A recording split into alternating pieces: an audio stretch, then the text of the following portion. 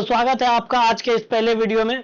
इसमें हम लोग सबसे पहले डिस्कस करेंगे कक्षा 7 के जो आप लोग का बिहार बोर्ड का जो नया बुक है, जो अब एनसीईआरटी पर पूरी तरह से आधारित है, उसके बारे में, जिसमें से आप लोगों को 13 चैप्टर पढ़ने हैं और 13 चैप्टर में से कितने टॉपिक पढ़ने हैं वो भी आज मैं यहाँ पे आपको मेंशन करूंगा। तो चलिए अब अपना क्लास को स्टार्ट करते हैं। सबसे पहला आप लोगों का जो चैप्टर है वो है पादपों में पोषण। इस चैप्टर में हम लोग प्रकाश संश्लेषण के बारे में पढ़ेंगे और साथ ही साथ पोषण की जो अन्य विधियां हैं पादपों में यानी पेड़ पौधों में, उसके बारे में भी हम लोग जानेंगे। उसके बाद सेकंड चैप्टर में है प्राणियों में पोषण, यानी कि जो जीव जंतु हैं, मानव है, उसमें जो पोषण होता है, उसमें जो हम लोग खाते हैं उसका पोषण कैसे होता है, इसके बारे में हम लोग सेकंड चैप्टर में पढ़ेंगे।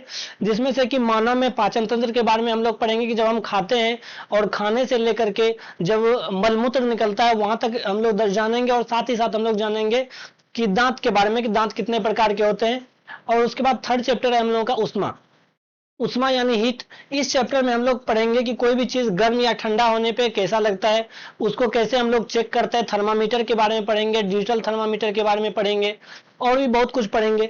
उसके बाद है उष्मा का स्थानांतरण, कि अगर हम किसी भी चीज के नीचे में अगर उष्मा देते हैं तो वो बर्तन गर्म क्यों हो जाती है, वहीं अगर प्लास्टिक के नीचे हम उष्मा देंगे तो पूरी प्लास्टिक गर्म क्यों नहीं होती है, लकड़ी गर्म क्यों नहीं होती है, तो इसके बारे में भी हम लोग जानेंगे। उसके बाद आते हैं हम लोग चौथे चैप्टर पे। चौथा चैप्टर हम लोग का है अम्ल भस्म और लवण या अम्ल क्षार और लवण। तो इसमें हम लोग सबसे पहले पढ़ेंगे कि अम्ल और क्षार को हम लोग कैसे पहचान सकते हैं। अम्ल स्वाद में खट्टा होता है, क्षार स्वाद में कड़वा होता है। उसके बाद है सूचक। अब कोई सूचक भी तो होना चाहिए कि इस सूचक से हम लोग पहचान पाए कि इस चीज को हम लोग अम्ल बोलेंगे, इस चीज को हम लोग क्षार बोलेंगे। तो इसके लिए हम लोग क्या क्या यूज में लेते हैं सूचक के रूप में, उसके बारे में भी हम लोग जानेंगे। उसके बाद आता है थर्ड टॉपिक जो है वह है उदासीनीकरण, कि जब हम लोग अम्ल और भस्म को आपस में अभिक्रिया कराते हैं तो क्या होता है कि दोनों की शक्ति खत्म हो जाती है, जिसे हम लोग उदासीनीकरण अभिक्रिया कहते हैं। इसे भी हम लोग जानेंगे इसी अम्ल भस्म और लवण चैप्टर में। उसके बाद आते हैं हम लोग 5 चैप्टर पे, जिसमें कि आप लोगों का है भौतिक और रासायनिक परिवर्तन, कि कोई भी चीज जो परिवर्तन होता है उसमें, चाहे उसके रंग में हो, स्वाद में हो, तो वो या तो भौतिक होता है या रासायनिक होता है। तो उसी के बारे में हम लोग जानेंगे। इसमें सब टॉपिक है भौतिक परिवर्तन और दूसरा है रासायनिक परिवर्तन, तो इन दोनों के भी बारे में हम लोग जानेंगे। उसके बाद 6 चैप्टर है जीवों में श्वसन, यानी कि जो मानव है या मानव के जैसे ही जो जीव जंतु है, जानवर है, उसमें श्वसन कैसे होता है, इसके बारे में हम लोग 6 चैप्टर में जानेंगे। इसमें जो सबसे पहला टॉपिक है वो है मानव में श्वसन क्रिया। सबसे पहले तो हम लोग ये जानेंगे। उसके बाद है मानव में श्वसन तंत्र। अब जो हम लोग सांस लेते और छोड़ते हैं इसमें कौन कौन से हमारे शरीर के अंग यूज में आते हैं, इसको भी हम लोग जानेंगे। उसके बाद है अन्य जंतुओं में श्वसन, यानी कि जो कुत्ता, बिल्ली, शेर, बाघ ये सब है, ये सब कैसे श्वसन करते हैं, इसके बारे में भी हम लोग जानेंगे। इस चैप्टर में हम लोग पढ़ने वाले हैं परिसंचरण तंत्र के बारे में। उसके बाद मानव हृदय के बारे में भी पढ़ेंगे और साथ ही साथ मानव के उत्सर्जन तंत्र के बारे में भी पढ़ेंगे, कि जो मूत्र बनता है या मल बनता है तो वो सब कैसे बनता है, किस अंग में बनता है, तो हम लोग इस बारे में भी जानेंगे।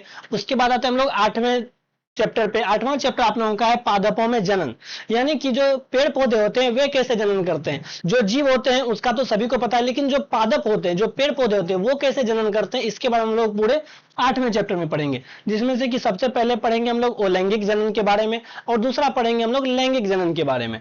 उसके बाद 9 चैप्टर में आते हैं, ये फिजिक्स का टॉपिक है गति और समय।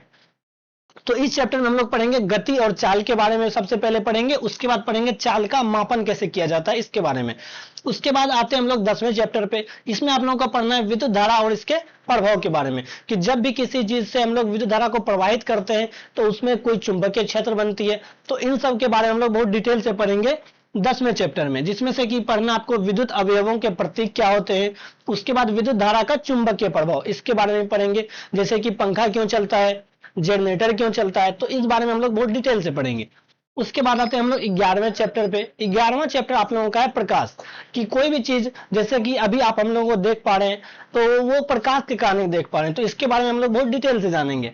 इसमें आप लोगों को पढ़ना है परिवर्तन। उसके बाद है गोले दर्पण द्वारा प्रतिबिंब और उसके बाद है लेंस द्वारा प्रतिबिंब, यानी कि जो गोले दर्पण होते हैं वो कैसे प्रतिबिंब बनाते हैं, साथ ही साथ जो लेंस होते हैं उत्तर लेंस अवतल लेंस वो कैसे प्रतिबिंब बनाते हैं, तो इसके बारे में हम लोग अच्छे से पढ़ेंगे। उसके बाद आते हैं हम लोग 12वें चैप्टर पे। 12वां चैप्टर है हमारा वन, हमारी जीवन रेखा। इसमें हम लोग वन के बारे में अच्छे से जानेंगे कि वहां के जो जीव जंतु होते हैं वो भ्रमण कैसे करते हैं। उसके बाद वहां के जो मृदा है, अपघटक है, वो कैसे एक दूसरे से संबंधित है। उसके बाद आते हैं हम लोग 13वें चैप्टर में। 13वें चैप्टर में हम लोग अपशिष्ट जल की कहानी पढ़ेंगे कि इसमें हम लोग मेनली पढ़ेंगे कि जल के संरक्षण के बारे में, जल के उपयोग के बारे में। तो इन सब बातों को हम लोग पढ़ने वाले हैं इस पूरे कक्षा 7 के साइंस में। तो आप लोग हमारे साथ बने रहिए। अगर आप हमारे ऑफलाइन संस्थान में हमसे जुड़ना चाहते हैं तो यह मधेपुरा जिला के पुरैनी प्रखंड अंतर्गत एक भटोनी ग्राम है, वहां मिडिल स्कूल के पूर्व में यह संस्थान हमारा स्थित है। आप यहां पे डायरेक्ट आके हम लोगों से जुड़ सकते हैं या डिस्क्रिप्शन में आप लोगों को नंबर मिलेगा, वहां से आप डायरेक्ट हम लोगों से कॉन्टेक्ट कर सकते हैं। धन्यवाद।